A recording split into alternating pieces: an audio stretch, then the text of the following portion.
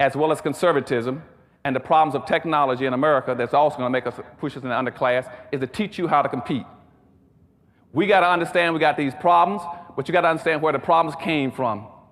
And I want to give you a real fast education today, because the real clue to liberation is not only education, it's re-education. And that's what we're going to talk about this morning. I'm going to show you how we got into our dilemma and how we must get out of it. Nothing has happened to black folk by accident.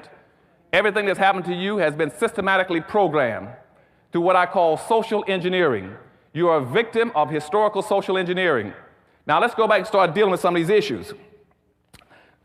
And a lot of this would you also find covered in my book, Black Labor, White Wealth, and the other two books I got coming out this year. One is called Dirty Little Secrets, and the big one is called PowerNomics. How do you do it? And PowerNomics, if you want to know what PowerNomics is, because I'm going to talk about it a little later, PowerNomics is teaching my people how a new way of seeing, thinking, and behaving. And that's what the whole thing will be about this morning. You got to change the way you're seeing and thinking and behaving. Why? Because I said we've been locked into an underclass structure, because we got two major problems in America. One problem is that maldistribution of wealth and resources I told you about that's in South Africa and America, where whites own and control everything. That's your number one problem. The second problem we're going to talk about this morning is the inappropriate behavior pattern of black folk.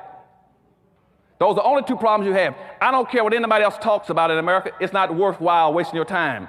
The problem in America is not drug abuse, crime, low-income housing, public housing, food stamps, welfare, teenage pregnancy. Those are symptoms of a problem.